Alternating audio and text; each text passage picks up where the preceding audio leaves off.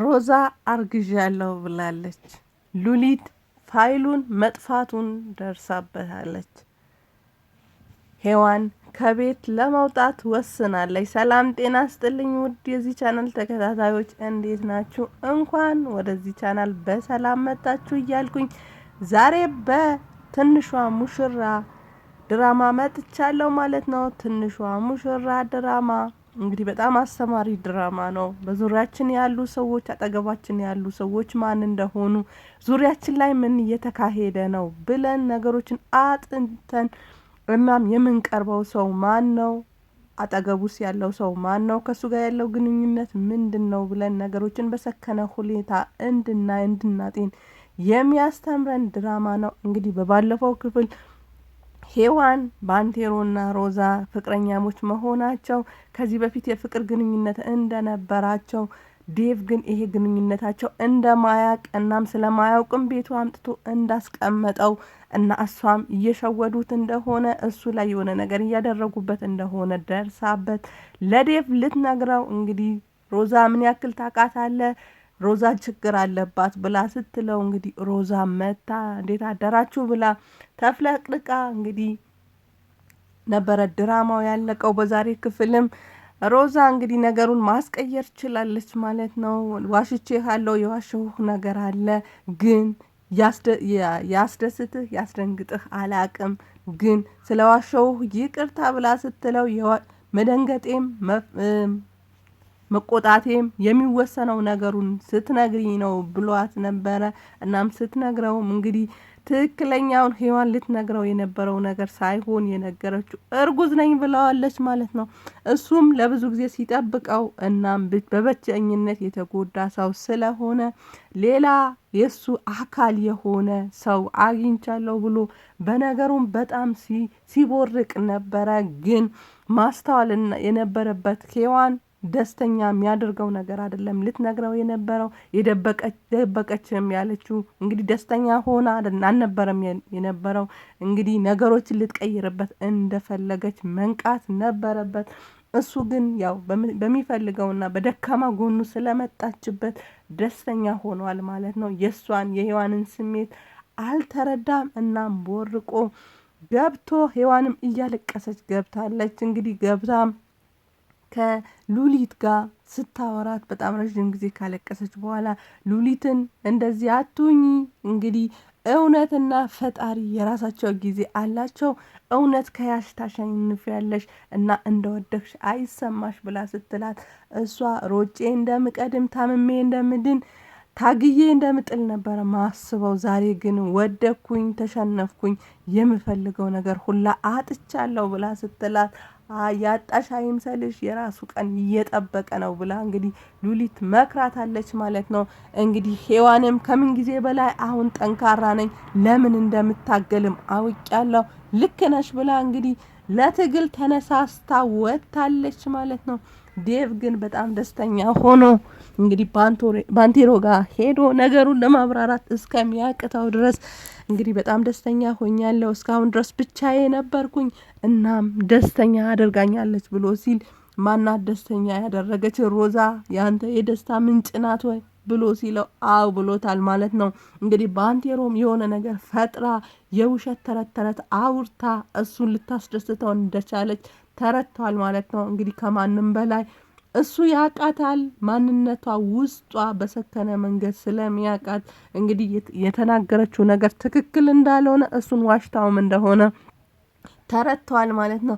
ሮዛም ገብታ ነገሮች አንተ እግር ከተሰበረ በኋላ ጭንቅላትን ማሰብ አቁመዋል። ነገሮች እንግዲህ ድፍርስራሳቸው ወጥቶ ነበረ። ግን እኔ በብልሃት በፍጥነትና በአስማት አድኜዋለሁ። እናም ምን እንደሆነ ታውቃለህ ወይ? ሔዋን ነገሩን ነግራ ዴቭ በጠዋት እንደ መርዶ ልትነግረው ነበረ። ግን እኔ አስማቴን ተጠቅሜ አርግዣለሁ ብዬ የዴቭን ሀሳብ እንግዲህ ላስቀይረው ችያለሁ። በጣም ደስተኛ ሆኗል ብላዋለች ማለት ነው። እሱም በጣም ደንግጦ ዴቭን እርጉዝ ነኝ ያልሽው ወይ እንዴት ትይዋለሽ? ይሄ እኮ የሚሰራው ለሁለት ሳምንት ወይም በዛ ቢባል ለ1 ወር ነው።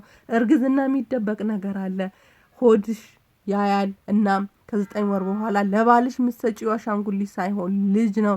እናም እንደዚህ አይነት ውሸት እንዴት ትዋሻለሽ ብሎ ሲላት እሷም እንግዲህ እንዳረገዘችና ያረገዘችው ልጅ ግን የማን ልጅ እንደሆነ እንደማታቅ ነግራዋለች ማለት ነው። እንዴት ከዴቭ ሌላ ሰው ጋር ትሄጃለሽ ወይ ብሎ ሲላት አዎ አንተም ከዴቭ የተሻልክ ሰው ብትሆን በሆዴ የሚይዘው ያንተ ልጅ ነበረ ብለዋለች ማለት ነው። እንግዲህ ከዚህ በፊት ብዙ ነገር ስታደርግ ሉሊትን ልትሸጥ ሞክራ ብር ተደራድራ እንግዲህ ሳይሳካላት ቀርተዋል። እናም ሰዎችን ፖሊሶችም ሰልጣኞችም አስገድላ ገንዘብ አገኛለሁ ፕሮጀክቱን ፌል ይሆናል ብላ ስትሞክርም እሱን ፌል አድርጎ አይተናል ማለት ነው። አሁንም ቢሆን እንግዲህ ዴቭን ከዴቭ የተሻለ ሰው አግኝቻለሁ፣ አርግዤለታለሁ፣ የሱ ልጅ ነው በሆዴ የያዝኩት ብላለች ማለት ነው። እንግዲህ ሁሌም በህይወታችን የተሻለ ሰው እንዳለ በሀብት የተሻለ ሰው ስንፈልግ በጭንቅላት በአስተሳሰብ የሚሻል ሰው አለ። በጭንቅላት በአስተሳሰብ የሚሻል ሰው ስንፈልግ ደግሞ በጣም ከሱ የተሻለ የመጠቀና ረቂቅ የሆነ ሰው አለ ማለት ነው። እንግዲህ ሁሌም የተሻለ ሰው እንዳለ ማሰብ አለብን ማለት ነው። እሷ ግን እንደዛ አላሰበችም። እንግዲህ ነገሮችን በስሜታዊነትና እሷ በምትፈልገው ገንዘብና ገንዘብ ብቻ አትኩራና አስባ ነው እንግዲህ ታርጌቷን የምትመታው ማለት ነው። ሔዋንም እንዴት ልትዋሻው እንደቻለች ለምንስ ነገሩ እንዳስቀየረችው ባንቴሮስ እዚህ ቤት ለምን እንደመጣ ከሱስ ጋር እንዴት እንደተለያየ ስትጠይቃት እንግዲህ የተፈጠረውን 2ኛ ዓመት ላይ ሆነው ባንቴሮ እንደታሰረ እናቷ እሷ ማስተማር እንዳልቻለች እናም የገንዘብ እጥረት እንዳጋጠማት የቀን ስራ እስከ መስራት ድረስ እንደደረሰች ከዛም በኋላ ዴቭን እንዳገኘች እሱንም አግኝታ እንዳገባችው ከዛ በኋላ ህይወቷ እንደተቀየረ ከባንቴሮ ጋር ምንም ግንኙነት እንደሌላቸው ከታሰረ በኋላ ረጅም ዓመት ይፈጅበታል ብዬ የእስር ጊዜው ረጅም ጊዜ ነው ብዬ ነበረ። ግን በአጭር ጊዜ ተፈታ። ከተፈታም በኋላ ቀጥታ ወደ እኔ መጣ። የተፈጠረው ይሄ ነው። ግን ይሄን ያክል ለማወቅ ለምን ጓጓሽ ብላ ስትላት እኔ አይደለም ስለ እናንተ የሚያውቅ መንገደኛም ቢሆን ሳያሳስበው አይቀርም። ምክንያቱም እናንተ የምታደርጉት ነገር በሰብአዊነት በሰዎች ዘንድ የሚታሰብ አይደለም። ምክንያቱም የድሮ ጓደኛሽ የድሮ ፍቅረኛሽ ዛሬ ትዳር ይዘሽ ባል እያለሽ ቤትሽን ማምጣትሽ ይሄ የሚታሰብና የሚደረግ ነገር አይደለም ብላ አላመነቻትም። እንግዲህ እንቅፋት ከሆንሽኝ ልገልሽ እችላለሁ በማለትም ዝታባታለች። ሔዋንም እንግዲህ ሁሉም ነገር እንዳጣች እናም ዴቭን በሚያደርገው ነገርም በጣም እየተከፋች እንደሆነ የእሷን ስሜት ሳይጠብቅ እሱ ደስተኛ ሆኗል። በጣም ነገሮችን እንግዲህ ለሉሊትም ሊነግራት ሲሄድ በጣም ደስተኛ ሆኛለሁ፣ ማን ነው ደስተኛ ያደረገህ ብላ ስትለው ሮዛ ስትል እሷ ግን ከፍቷታል አለችው። ማን ሲላት ሔዋን በጣም ተከፍታለች አዝናለች ብላ ስትለው እሱ እሺ ላናግራት ብሎ ሲሄድ አይ አሁን አታናግራት ጊዜ ትፈልጋለች ብለዋለች ማለት ነው። ሉሊት በጣም ወዳታለች ሔዋንን፣ ምክንያቱም እውነተኛ የዴቭ ወዳጅ ናት፣ እውነተኛ አፍቃሪ ናት፣ ከልቧ ነው የምትወደው። ሮዛ ግን ያው ሉሊት ልትናገር ሚስጥራቸው ልታወጣ የያዛት ነገር ቢኖርም ግን ስለነሱ ሙሉ በሙሉ ሚስጥራቸውን ታውቃለች። እናም ከሔዋን ጋር ቢሆን በጣም ደስተኛ ናት ማለት ነው ሉሊት።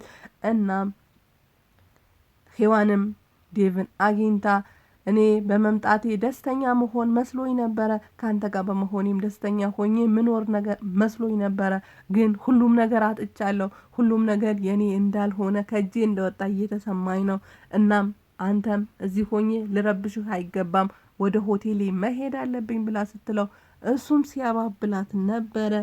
ግን እንግዲህ ሉሊትም ፕሮጀክቷ መች እንደምታቀርብ መዘጋጀት ለፕሬዘንቴሽን እንድትዘጋጅ ቅድመ ዝግጅት እንድታደርግ ቀኑ ባቀው ብላ ዴቭን ስትጠይቀው እንግዲህ ዛሬ ከሰዓት ወይም ነገ ጠዋት ልታቀርቢ ትችያለሽ፣ ጨርሻለሁ ብለሽኝ የለው ወይ ምንድነው የሚያስጨንቅሽ ብሎ ሲላት አይ ጨርሻለሁ፣ ግን ያው ሪቫይዝ ለማድረግ ብዬ ነው፣ ይበልጥ ለመዘጋጀት ብዬ ለማየት ብዬ ነው ብላለች ማለት ነው።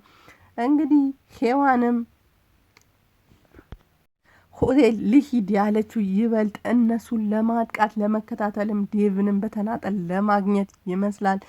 ባንቴሮም ደግሞ ሮዛ ላይ በጣም አቂሞባታል። ምክንያቱም በወጣች በገባች ቁጥር በሱ መሰበር ቁጭ ማለት እንግዲህ እንዳረጀ ውሻ እንደ ጭንቅላትህ አይሰራም፣ እግር ሲሰበር ጭንቅላትም ተሰብሯል ብላ እንግዲህ ጭንቅላቱን እየጎዳችሁ እየሰደበችው ነው። እናም አቂሞባታል። እንግዲህ ማታ ላይ የሮዛን እርግዝና አስመልክቶ ዝግጅት እንደሚያደርጉ ቁጭ ብሎም ቢሆን በወገቡ ሊጨፍር ተዘጋጅ ብሎታል ማለት ነው። ዴቭም ዝግጅት እያዘጋጀ ነው። እንግዲህ ዝግጅቱ ላይ ባንቴሮ የሚፈጥረው ነገር ያለ ይመስላል። ምክንያቱም እውነት የሚወጣው በሱ በኩል ነው።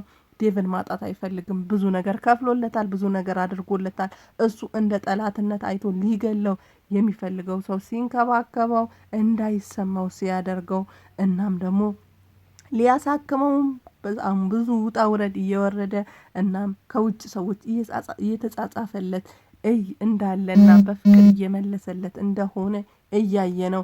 በተቃራኒው ደግሞ ብዙ ዋጋ የከፈለላት ህይወቷን እንግዲህ ችግሯን አብሮ የተካፈለ ከትላንትና ህይወቷ የትላንትና ችግሯ እንድታልፍ ያደረገ እናቷን ያሳከመላት ሴት ግን ዛሬ ላይ ስትጎዳው ከሌላ ሰው ጋር ሆና እንግዲህ እሱን ለማጥፋት ስታሴር ነበረ። እናም በሱ በኩል እውነቱ ከወጣ ዴቭ በቀላሉ ሊቀበለው ይችላል ማለት ነው። እንግዲህ ሉሊትም በስተመጨረሻ ፕሮጀክቷን ለማቅረብ የሰራችውም ለዴቭ ለማሳየት አምጥታ ኮምፒውተሩን ከፍተው ሲፈልጉ የተሰራው ነገር የለም፣ ጠፍተዋል። ምክንያቱም ከዚህ በፊት ሮዛ ገብታ የሰራችውን አጥፍታባት ነበረ። ወይ እሷ አሰራ ወይ አታሰራ እንግዲህ የሉሊትን ፕሮጀክት አበላሽታባታለች ማለት ነው።